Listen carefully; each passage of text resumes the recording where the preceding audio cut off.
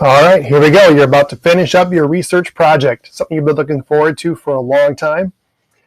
Unfortunately, today you shouldn't really have to do any typing of sentences. It should already be done. We just need to assemble it into one final product.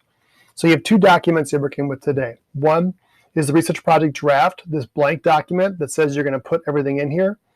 And you also have the formatting your draft document, which basically tells you the directions, the steps, what to do. I know it might be a pain going back and forth between two documents, but I think it's going to be easier than having to delete information as you go along. So we really have four things today we're working with that we've done before.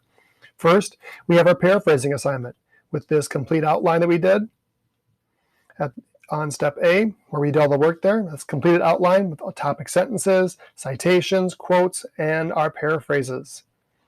We also have our introduction sample, which is the paragraph that we typed up. We have a conclusion sample, also a paragraph that we typed up.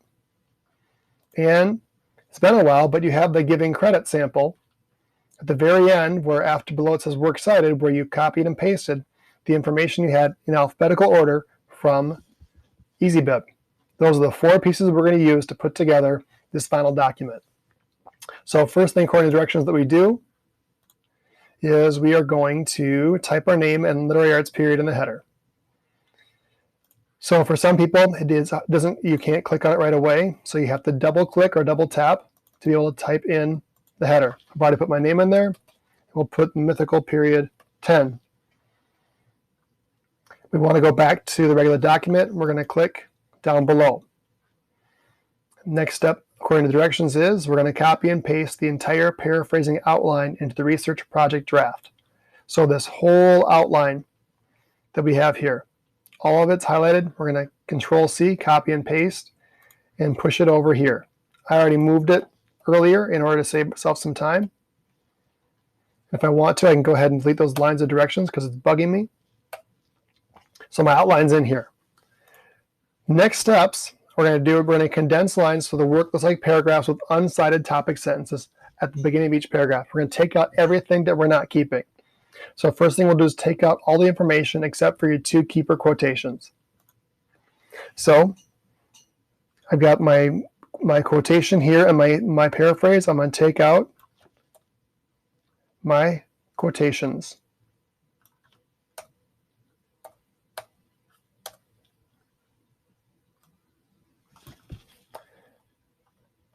This step gets a little tedious, which is why I did a bunch of them already.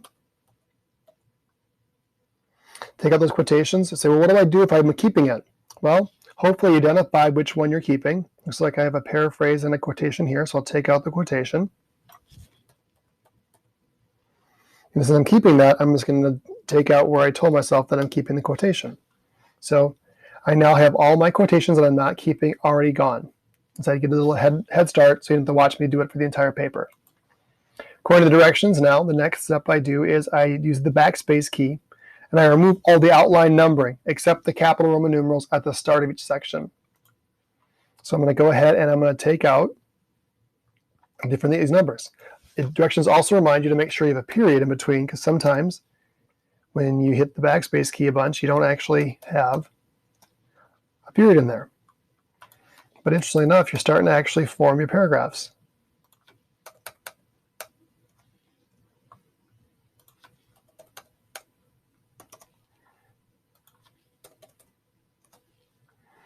So Roman numeral 2 is done. I did Roman numeral 3 already. Roman numeral 4 I also need to finish up. Remember, it is a keeper quotation, which is why I still have quotation marks.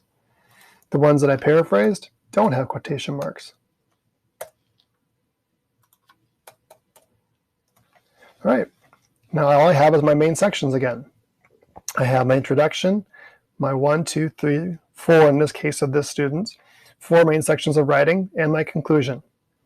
Okay, so next step according to those is I'm going to take out the Roman numerals.